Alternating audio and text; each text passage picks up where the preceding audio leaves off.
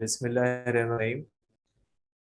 कल हमने डिस्कस किया कूलम्स लॉ के बारे में और उसकी डिफरेंट चीज़ें हमने डिस्कस की थी कि कूलम्स लॉ जो होता है वो क्या कहता है या कूलम्स लॉ हमें किन चीज़ों के बारे में बताता है। और जो आखिरी बात हमने कल डिस्कस की थी उसमें हम डिस्कस कर रहे थे कांस्टेंट के बारे में कि कूलम्स कांस्टेंट के हमें क्या बताता है। तो आज वहीं से डिस्कस करते हैं कूलम कांस्टेंट के से। देखिए बेटा, हम कल से जो डिस्कस कर रहे हैं वो हम कर रहे हैं कूलम्स लॉ के बारे में। और आपको पता है कि कूलम्स लॉ की स्टेटमेंट वगैरह हमने डिस्कस कि कूलम्स लॉ कहता है कि जो दो चार्जेस होती हैं या चार्जेस होती हैं उनके दरमियान जो इलेक्ट्रोस्टैटिक फोर्स होती है वो डायरेक्टली प्रोपोर्शनल होती है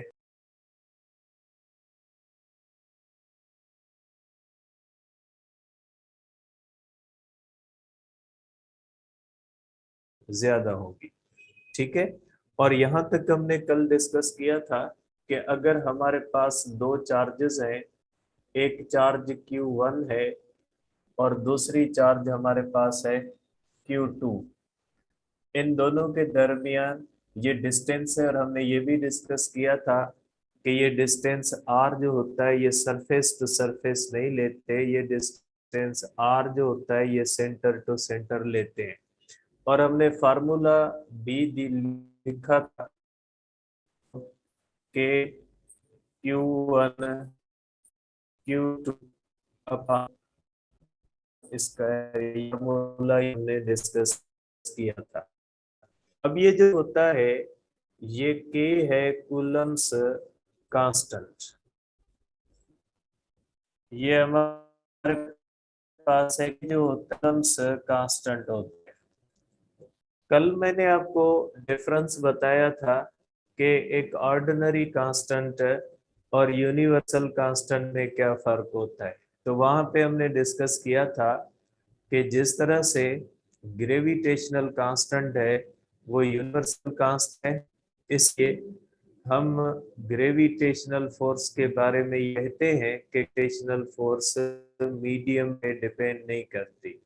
दो मासेस के दरमियान अगर वैक्यूम है उनके दरमियान कोई और मीडियम रख देंगे, इसके मासेस पे फर्क नहीं पड़ता और उनके डिस्टेंस पे अगर फर्क नहीं पड़ता तो उनके दरमियान फोर्सेस पे फर्क नहीं पड़ेगा। तो ये जो हमारे पास कूलम्स ग्रेविटेशनल कांस्टेंट है ये यूनिवर्सल कांस्टेंट है। और प्लांक्स कांस्टेंट के बारे में भी हमने डिस्कस किया था, यूनिवर्सल कांस्टेंट है और यूनिवर्सल कांस्टेंट किसी भी चीज पे डिपेंड नहीं करते। लेकिन हमारे पास ये जो कूलम्स कांस्टेंट है ये यूनिवर्सल कांस्टेंट नहीं है। ठीक है, यूनिवर्सल कांस्टेंट इसलिए नहीं है क्योंकि ये जो इलेक्ट्रोस्टैटिक फोर्स होती है ये मीडियम पे डिपेंड करती है। अगर दो चार्जेस को हम वैक्यूम में रखेंगे तो सब ज्यादा फोर्स लगेगी, और दो चार्जेस को हम किसी मीडियम के अंदर रखेंगे इसमें एयर होगी या एनी अदर मीडियम है तो उनके दरमियान जो फोर्स होगी वो कम। इलेक्ट्रोस्टैटिक फोर्स जो होती है वो मीडियम डिपेंडेंट, इसलिए के की वैल्यू है वो मीडियम डिपेंडेंट होती है। इसलिए के जो होता है ये यूनिवर्सल कांस्टेंट है, ये कैसा कांस्टेंट है जो डिफरेंट मीडिया का डिफरेंट होता है। ठीक है, तो इसलिए हम कहेंगे कि कूलम्स कांस्टेंट वैल्यू ऑफ के, ठीक है, वैल्यू ऑफ के डिपेंड्स अपॉन मीडियम। के की वैल्यू सबसे ज्यादा जो होती है वो वैक्यूम के अंदर है और एयर के अंदर है। ठीक है बेटा, तो के जो होता है कूलम्स कांस्टेंट है और इसकी वैल्यू मीडियम पे डिपेंड करती है, इसलिए के को हम लिखते हैं 1/4 पाई के की वैल्यू होती है। ठीक ठीक है बेटा। और यहाँ पे एप्सिलॉन नॉट बेटा, यहाँ एप्सिलॉन नॉट इसको कहा जाता है परमिटिविटी ऑफ फ्री स्पेस। ठीक है, इसको हम कहते हैं परमिटिविटी ऑफ फ्री स्पेस। अब इसका मतलब क्या है बेटा, देखें जैसे मैंने आपको बताया बेटा कि कोई भी मीडियम इलेक्ट्रोस्टैटिक फोर्स को कम करता है। अगर कोई भी मीडियम इलेक्ट्रोस्टैटिक फोर्स को कम करेगा तो इसका मतलब है वो मीडियम इलेक्ट्रोस्टैटिक फोर्स को रेजिस्टेंस प्रोवाइड करता है। तो बेटा ये बात याद रखिएगा कि कोई भी मीडियम हो, चाहे वो इंसुलेटर हो, चाहे वो कंडक्टर हो, किसी भी किस्म का जो मीडियम होता है वो हमेशा इलेक्ट्रोस्टैटिक फोर्स को रेजिस्ट करता है। कोई भी ऐसा मीडियम नहीं है जो इलेक्ट्रोस्टैटिक फोर्स को स्ट्रॉन्ग करे। तो ये बात ध्यान में रखिएगा कि सबसे ज्यादा जो के की वैल्यू होती है वो वैक्यूम के लिए या एयर के लिए होती है। बाकी कोई भी मीडियम हो, चाहे वो इंसुलेटिंग मीडियम हो, चाहे वो कंडक्टिंग मीडियम हो, उसके अंदर के की वैल्यू कम हो जाती है। और आपको पता है कि जिस मीडियम के अंदर के की वैल्यू ज्यादा होगी उस मीडियम के अंदर दो चार्जेस के दरमियान ये फोर्स ज्यादा लगेगी, और जिस मीडियम के अंदर के की वैल्यू कम होगी उस मीडियम के अंदर दो चार्जेस के दरमियान फोर्स ज्यादा लगेगी। तो बेटा ये जो एप्सिलॉन नॉट होता है ये एक ऐसी चीज है जिसको परमिटिविटी ऑफ फ्री स्पेस कहा जाता है, और एप्सिलॉन नॉट से हमें mayor of the resistance offered by the medium आती है बेटा। ठीक है, तो ये जो होती है ये परमिटिविटी ऑफ फ्री स्पेस इसको कहा जाता है, और इसकी वैल्यू होती है 8.85 10⁻⁻12, और इसकी वैल्यू बुक्स के अंदर लिखी हुई है बेटा। ठीक है, अब अगर हम इसको देखें तो के की वैल्यू फॉर डिफरेंट मीडिया, ठीक है, के फॉर डिफरेंट मीडिया, ठीक है बेटा, डिफरेंट मीडिया के लिए के की वैल्यू हम रखते हैं बेटा। अब अगर हम देखें बेटा तो के की वैल्यू वैक्यूम के लिए, ठीक है बेटा, वैक्यूम के लिए होती है 1/4 पाई एप्सिलॉन नॉट, और इसकी अगर हम लिखें 9 × 10⁻⁹ न्यूटन मीटर स्क्वायर पर कूलम स्क्वायर। बेटा ये जो के होता है 4 और पाई की वैल्यू 3.14 और एप्सिलॉन नॉट की वैल्यू 8.85 रखेंगे तो दो चार्जेस के दरमियान अगर स्पेस है, कोई भी और मीडियम नहीं है, तो के की वैल्यू वैक्यूम के लिए क्या हो जाएगी 9 × 10⁻⁹ newton metre square per coulomb जो है वो स्क्वायर है। अब अगर हम देखते हैं कि ये हुई के की बेटा पहली वैल्यू, ठीक है, और के की वैल्यू बेटा अगर एयर के लिए देखेंगे, के एयर के लिए अगर हम देखेंगे तो ये होता है 1/4 pi epsilon not epsilon R. ठीक है बेटा, अब यहाँ पे ये एप्सिलॉन आर क्या है बेटा, एप्सिलॉन आर इसको कहा जाता है बेटा कि ये रिलेटिव परमिटिविटी है। ठीक है, इसको हम कहते हैं रिलेटिव परमिटिविटी, ये रिलेटिव परमिटिविटी होती है बेटा। अब ये रिलेटिव परमिटिविटी क्या होती है, देखिए बेटा मैंने आपको बताया कि जो मीडियम होता है वो हमेशा इलेक्ट्रोस्टैटिक फोर्स को कम करता है। दो चार्जेस के दरमियान ज्यादा से ज्यादा फोर्स तब लगती है जब उनके दरमियान जो होती है उनके दरमियान वैक्यूम होता है। ठीक है, उनके दरमियान कोई मीडियम नहीं होता, उनके दरमियान स्पेस होता है, तो दो चार्जेस के दरमियान ये जो फोर्स है ये ज्यादा से ज्यादा लगती है। अब अगर दो चार्जेस के दरमियान कोई और मीडियम रख देंगे तो फोर्स क्या हो जाएगी, कम। अब ये फोर्स कितनी कम होगी उसकी मेजरमेंट हमें कौन देता है, एप्सिलॉन आर देता है बेटा। एप्सिलॉन आर हमें इस बात की मेजरमेंट देता है कि कोई भी जो मीडियम होता है वो कितना इलेक्ट्रोस्टैटिक फोर्स को कम कर देता है। देखिए बेटा, ये डिवीजन में है। अगर एप्सिलॉन आर की वैल्यू 1 है, मकसद वो मीडियम इलेक्ट्रोस्टैटिक फोर्स को कम नहीं करेगा, क्योंकि किसी भी चीज से जब 1 को मल्टीप्लाई करते हैं या डिवाइड करते हैं तो कोई फर्क नहीं पड़ता। अब अगर एप्सिलॉन आर की वैल्यू 2 है, इसका मकसद है वो मीडियम इलेक्ट्रोस्टैटिक फोर्स को वैक्यूम के मुकाबले में हाफ कर देगा। ठीक है, क्योंकि डिवाइडेड बाय 2 कर देंगे तो वैल्यू क्या हो जाएगी, हाफ हो जाएगी। तो बेटा ये रिलेटिव परमिटिविटी है। रिलेटिव का मकसद ही होता है विथ रेस्पेक्ट टू समथिंग। तो यहाँ पे रिलेटिव का मकसद है बेटा कि किसी भी मीडियम के अंदर वैक्यूम के मुकाबले में किसी भी फोर्स को कम करने की कितनी सलाहियत है बेटा।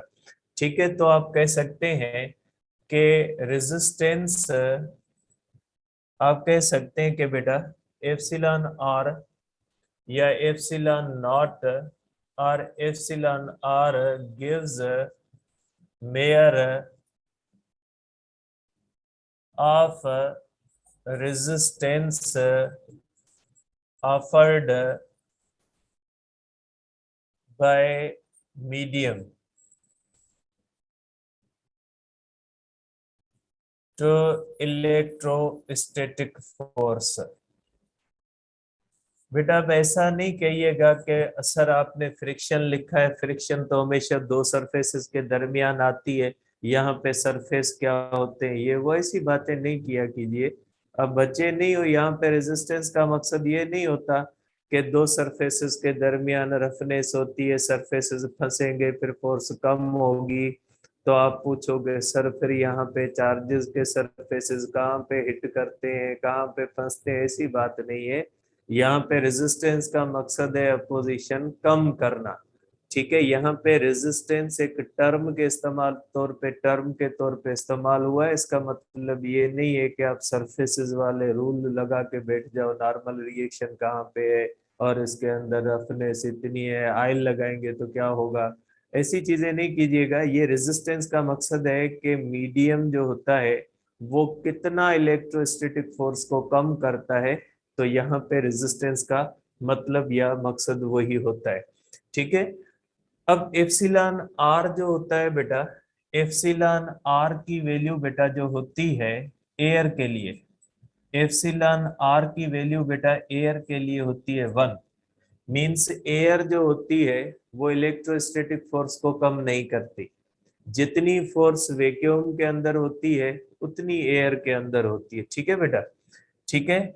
और एप्सिलॉन आर जो होता है बेटा, एप्सिलॉन आर की वैल्यू जो कंडक्टर होता है, एप्सिलॉन आर की वैल्यू कंडक्टर के लिए या मेटल के लिए बेटा, मेटल कह ले या कंडक्टर कह ले, उसके लिए एप्सिलॉन आर की वैल्यू इन्फिनिटी है बेटा, अल्फा नहीं है, इन्फिनिटी है। तो बेटा इन्फिनिटी का मकसद है कि कंडक्टर या मेटल के अंदर इलेक्ट्रोस्टैटिक फोर्स को कम करने की इनफाइनाइट सलाहियत होती है, कि जो कंडक्टर या मेटल होता है वो इलेक्ट्रोस्टैटिक फोर्स को इनफाइनाइट टाइम्स कम कर देता है। अब कैसे कम कर देता है, के की वैल्यूज में लिखता हूँ, सिर्फ मैं एप्सिलॉन आर की वैल्यू मैं लिख रहा हूँ बेटा। ठीक है, तो ये एप्सिलॉन आर एयर के लिए, एप्सिलॉन आर जो है बेटा मेटल के लिए, और ये मैं तीसरा एप्सिलॉन आर जो है वो लिख रहा हूँ बेटा। ये एप्सिलॉन आर की जो वैल्यू होती है बेटा, ये होती है इंसुलेटर के लिए बेटा। इंसुलेटर के लिए एप्सिलॉन आर की जो वैल्यू होती है बेटा, ये एप्सिलॉन आर की वैल्यू इंसुलेटर के लिए इस तरह से लिखते हैं बेटा। ठीक है, एप्सिलॉन आर की वैल्यू इंसुलेटर के लिए बेटा इस तरह से लिखेंगे, एप्सिलॉन आर इंसुलेटर के लिए बेटा, कोई भी इंसुलेटर है तो उसके लिए एप्सिलॉन आर की वैल्यू ग्रेटर देन 1 होती है। ठीक है, और लेस देन इंफिनिटी होती है।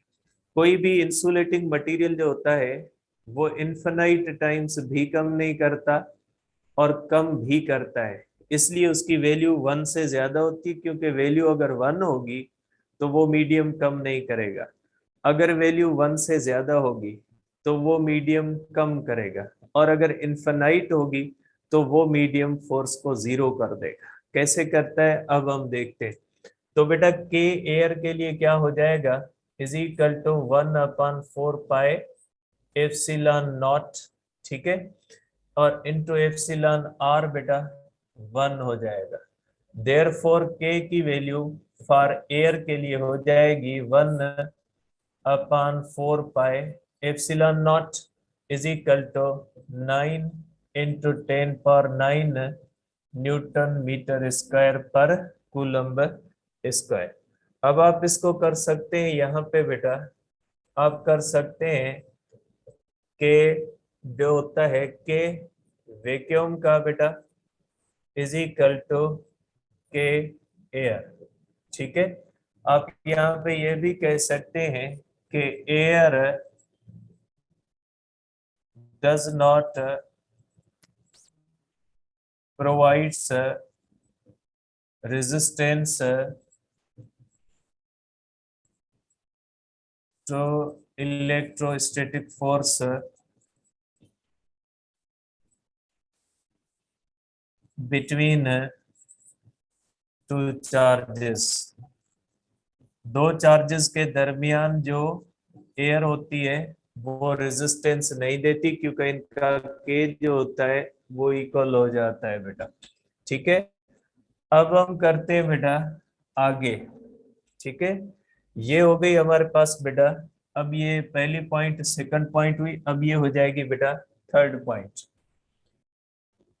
थर्ड पॉइंट होती है बेटा कि अगर दो चार्जेस हैं, दो चार्जेस के दरमियान बेटा अगर हम इस तरह से मेटल रख देते हैं बेटा, Q1 है और Q2 है, मेटल की कोई शीट है बेटा, आप कह सकते हैं ये शीट ऑफ मेटल है बेटा, ये शीट ऑफ मेटल है, दो चार्जेस के दरमियान रखी हुई है बेटा, ठीक है। अब मेटल का जो एप्सिलॉन आर होता है बेटा वो इनफाइनाइट होता है, ठीक है। तो मेटल के लिए के की वैल्यू क्या हो जाएगी बेटा, के मेटल के लिए होगा बेटा is equal to 1/4 pi epsilon not epsilon R होता है बेटा। अब आपको पता है बेटा 1/4 pi epsilon not epsilon R की जगह पे इंफिनिटी रखेंगे तो anything divided by infinity is equal to 0 बेटा।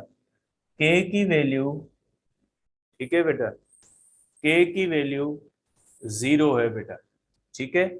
इसका मतलब क्या हुआ, इसका मतलब ये हुआ कि metal provides infinite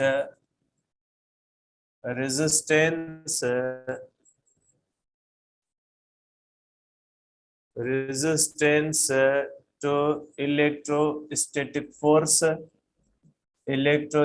force between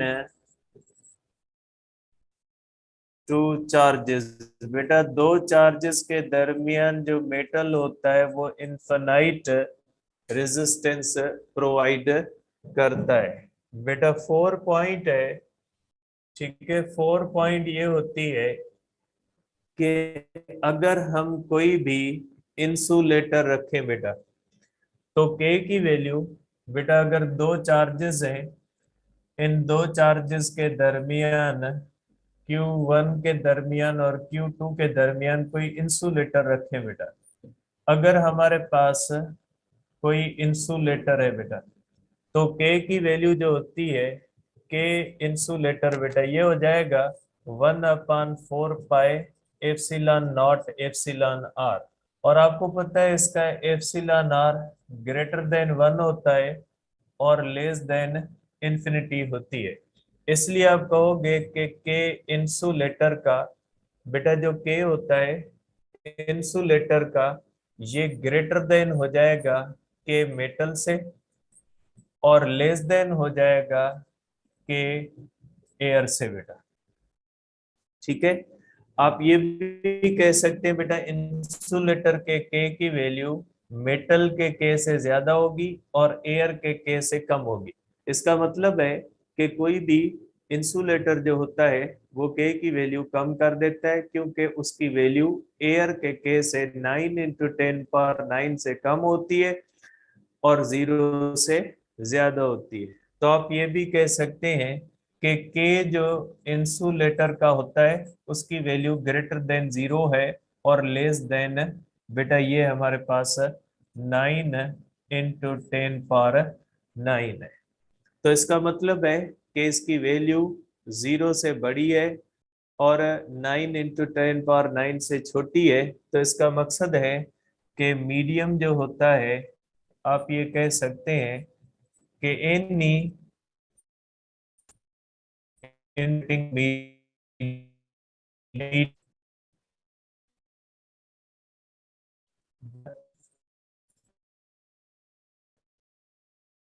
metre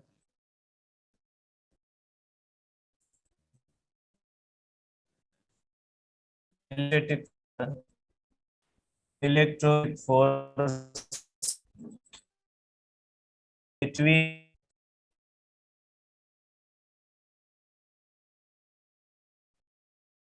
ठीक है बेटा, डिफरेंट मीडिया के लिए कूलम्स लॉ हम लिखते हैं बेटा। ठीक है, अब बेटा पहले हम लिखते हैं फॉर एयर या वैक्यूम, क्योंकि एयर और वैक्यूम दोनों की बात बेटा सेम होती है।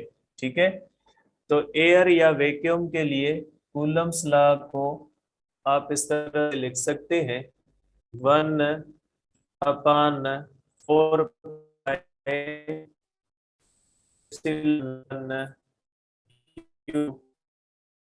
है। बेटा यहाँ पे एयर मैंने लिखा है लेकिन एप्सिलॉन आर नहीं लिखा, क्योंकि एयर के एप्सिलॉन आर की वैल्यू 1 होती है बेटा। ठीक है, अब लिखता हूं किसी भी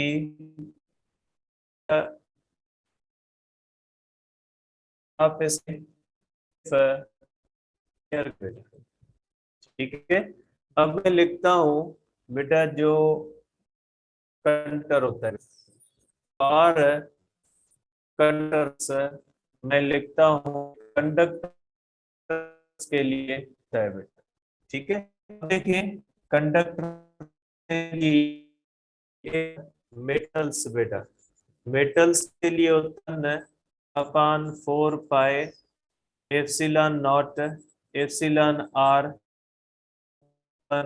Q2/R², या बेटा के मेटल इंटू Q1 Q2/R²। आपको पता है बेटा के मेटल की वैल्यू 0 के बराबर होती है, देयरफॉर फोर्स मेटल के दरमियान 0 हो जाती है, क्योंकि मेटल इन्फिनाइट टाइम्स कम कर देता है। इन्फिनाइट टाइम्स कम करने का मकसद है कि फोर्स 0 हो जाती है। Electrostatic force between two charges, between two charges is 0, या इसको कभी कभी मिनिमम भी कहा जाता है, व्हेन मेटल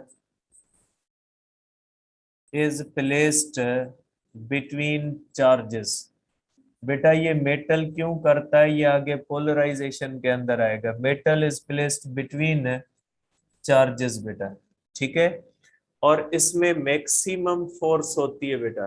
फोर्स मैक्सिमम तब होती है जब एयर होता है या वैक्यूम होता है। Force is maximum in this condition बेटा, जब दो चार्जेस के दरमियान एयर या वैक्यूम होता है तो फोर्स मैक्सिमम होती है, और दो चार्जेस के दरमियान अगर कंडक्टर होता है तो फोर्स मिनिमम होती है बेटा। अब अगर हम करें बेटा नंबर 3 फॉर इंसुलेटर्स बेटा, अगर कोई इंसुलेटिंग मीडियम है बेटा, तो आप कह सकते हैं कि ए फिजिकल टू इंसुलेटर के लिए बेटा is equal to K insulator Q1 Q2 upon R square या 1/4 pi epsilon not epsilon are Q1 Q2 upon R square बेटा। आपको पता है बेटा, तो आप कह सकते हैं कि इसके अंदर जो फोर्स होती है वो मैक्सिमम से कम होगी और मिनिमम से ज्यादा होगी। इससे फोर्स कम होगी और इससे फोर्स ज्यादा होगी। एज के इंसुलेटर बेटा ग्रेटर देन के मेटल और less than K air, there force electrostatic force बेटा ग्रेटर देन फोर्स मिनिमम और लेस देन फोर्स मैक्सिमम। या आप ये भी कह सकते हैं कि ये जो फोर्स इंसुलेटर की होती है ये ग्रेटर देन होती है मेटल के मीडियम के मुकाबले में और लेस देन होती है एयर या वैक्यूम के हिसाब से बेटा। ठीक है, अब आप यहाँ पे इन दोनों को आप मिला के एप्सिलॉन नॉट एप्सिलॉन आर दोनों दोनों की प्रोडक्ट को कहा जाता है एब्सोल्यूट परमिटिविटी। इन दोनों की प्रोडक्ट को आप एप्सिलॉन से लिख सकते हो। एप्सिलॉन का मकसद है एब्सोल्यूट परमिटिविटी, मींस एयर की परमिटिविटी और मीडियम की परमिटिविटी दोनों की प्रोडक्ट एब्सोल्यूट परमिटिविटी कहलाती है। एब्सोल्यूट परमिटिविटी कहलाती है means total resistance offered by the air and other material, product of resistance made by the material and air, दोनों की टोटल जो होती है रेजिस्टेंस, उसको क्या कहा जाता है एब्सोल्यूट परमिटिविटी कहा जाता है। देयरफॉर किसी भी मीडियम के लिए आप लिख सकते हैं 1/4 pi epsilon Q1 Q2 upon R square. बेटा मैंने यहाँ पे एप्सिलॉन लिखा है और एप्सिलॉन जो होता है वो किसके बराबर होता है बेटा, एप्सिलॉन नॉट एप्सिलॉन आर के बराबर होता है बेटा। अब आ जाते हैं एप्सिलॉन की वैल्यूज पे बेटा।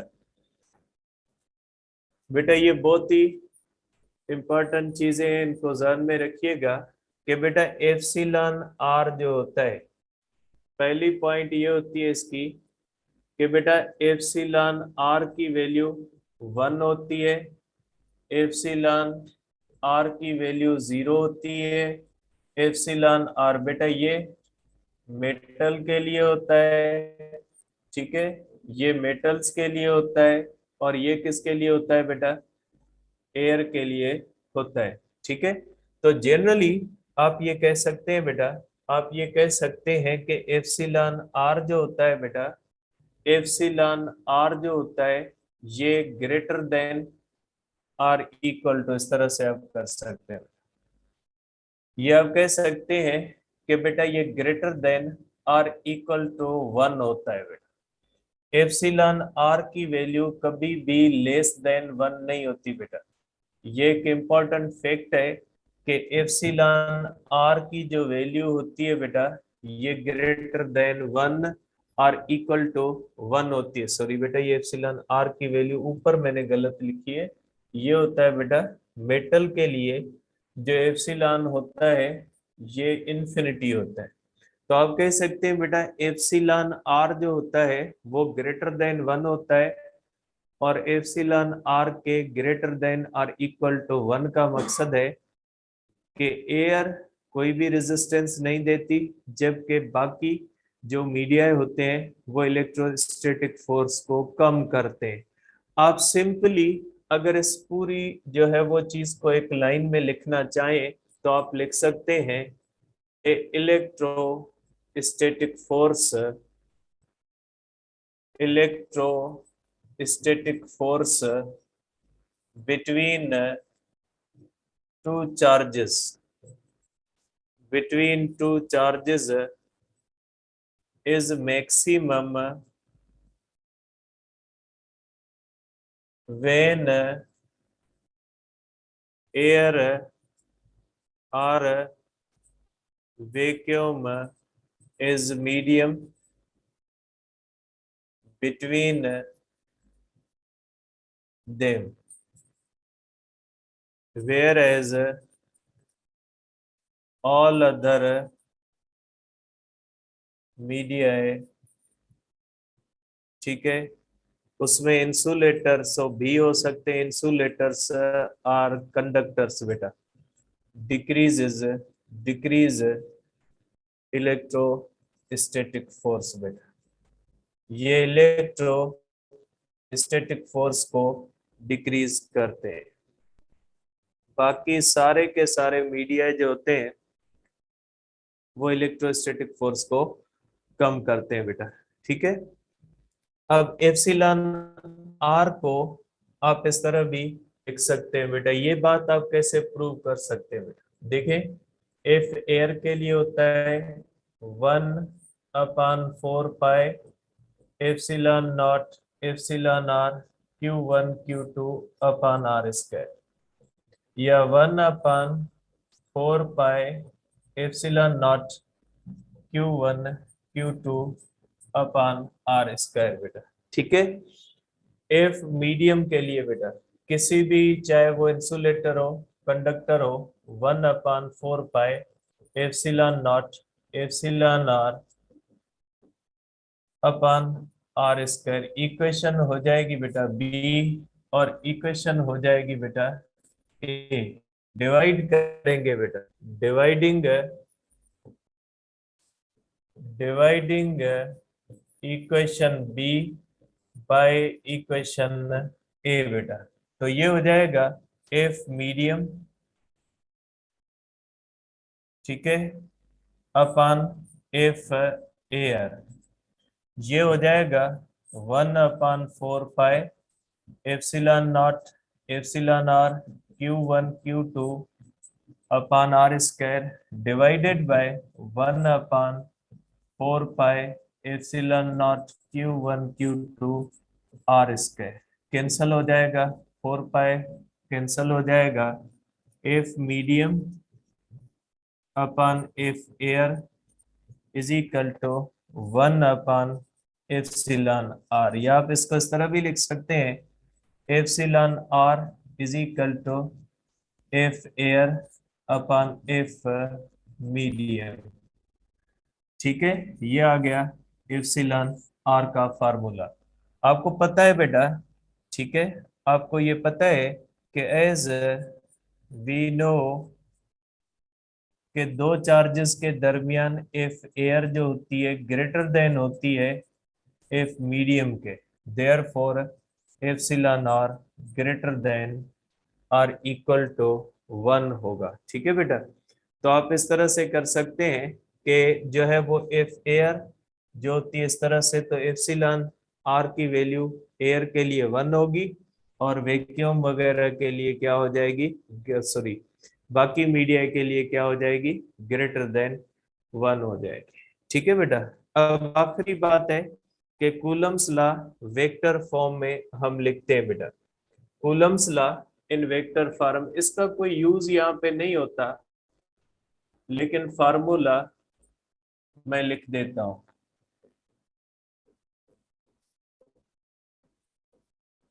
ठीक है बेटा। वेक्टर फॉर्म के अंदर सिर्फ फार्मूला लिखना है बेटा और कुछ नहीं करना आपने, इसका यूज यहाँ पे नहीं आएगा। फॉर लाइक चार्जेस बेटा, एक जैसी चार्जेस के लिए, चाहे फिर वो बेटा निगेटिव हो या चाहे वो पॉजिटिव हो, बेटा ये पॉजिटिव चार्ज है और ये पॉजिटिव चार्ज है बेटा, इनके दरमियान ये डिस्टेंस आर है बेटा। अब अगर हम देखते हैं तो ये चार्ज Q1 है और ये चार्ज Q2 है बेटा। अब अगर हम देखते हैं तो ये चार्ज इसको रिपेल करेगी बेटा, फोर्स ऑफ 2 on 1 हो जाएगा बेटा। 2 इसको इस तरह रिपेल करेगी तो ये होगा, और ये होगा फोर्स ऑफ 1 on 2 बेटा, क्योंकि ये 1 इसको इस तरह से रिपेल करेगी बेटा, ठीक है, और ये इसको इस तरह से रिपेल करेगी तो डायरेक्शन इस तरह से बनता है। तो आप कहेंगे, इसको आप इस तरह से लिखोगे कि force of 1 on 2 is equal to K Q1 Q2 upon are square, और ये यूनिट वेक्टर है बेटा, ये डिस्टेंस है, ये यूनिट वेक्टर है, और इस यूनिट वेक्टर का डायरेक्शन 1 से 2 की तरफ है, इस तरफ फोर्स है। और force of 2 on 1 is equal to K Q1 Q2 upon are square, unit vector है बेटा, और ये होता है 2 to 1। आप इसको कर सकते हैं, यूनिट वेक्टर है 2 to 1 है, और ये यूनिट वेक्टर है 1 to 2 है, जो डायरेक्शन दिखाता है फोर्स का बेटा। अब अगर हम अनलाइक चार्जेस के लिए करें बेटा, सेकंड है फॉर अनलाइक चार्जेस। बेटा इसका कोई यूज नहीं होता, बस याद कर लीजिएगा कि लाइक के अंदर ये किस तरह से लिखते हैं, जो यहाँ पे लिखते हैं वो यहाँ पे लिखते हैं, जो यहाँ पे लिखेंगे वही रटा भी लगा सकते हैं कि लाइक चार्जेस के लिए जो यहाँ पे लिखेंगे वो यहीं पे लिखेंगे, रटा लगा सकते हैं इसके अंदर। बाकी इसका कोई कॉन्सेप्ट आपको काम नहीं आएगा, ना ही खामखा ऐसी चीजों के अंदर उलझना जो यहाँ पे इस स्टेज पे आपको कोई काम न दे बेटा, ठीक है। आप इंट्री टेस्ट के हो बेटा, तो आप अपने आप को एक दायरे के अंदर रखिएगा, ज्यादा बाहर नहीं जाइएगा बेटा। ये चार्ज इसको अट्रैक्ट करेगी बेटा, इस तरह से ये हो जाएगा डायरेक्शन फोर्स ऑफ 1 on 2, क्योंकि ये इसको अट्रैक्ट करेगी, और ये चार्ज निगेटिव इसको अट्रैक्ट करेगी, तो फोर्स ऑफ 2 on 1 होगा। ये आर 1 to 2 होगा, सॉरी बेटा ये आर का 2 to 1 होगा, क्योंकि इसका डायरेक्शन 2 से 1 की तरफ है, और इसका आर जो होगा ये 1 to 2 होगा। सिर्फ इसमें वेक्टर सेंस में चेंज करोगे, force of 1 on 2 K Q1 Q2 upon are square unit vector 2 to 1, यहाँ पे तब्दीली करनी है बेटा। आप रट्टा लगा ले भले, इसमें कोई मसला नहीं है, फार्मूला कूलम्स लॉ का ही काम आएगा आपको। इज इक्वल टू 1 to 2 इस तरह से लिखोगे, जस्ट ये फार्मूले ध्यान में रखिएगा। बाकी जाहिर है कैलकुलेशन के अंदर जो फार्मूलाज होते हैं वो वही लगेंगे जो पहले हम डिस्कस कर चुके हैं। तो ये हो गया हमारे पास बेटा कूलम्स लॉ, ठीक है। और कूलम्स लॉ के बाद कल इंशाल्लाह हम करेंगे इलेक्ट्रिक फील्ड के।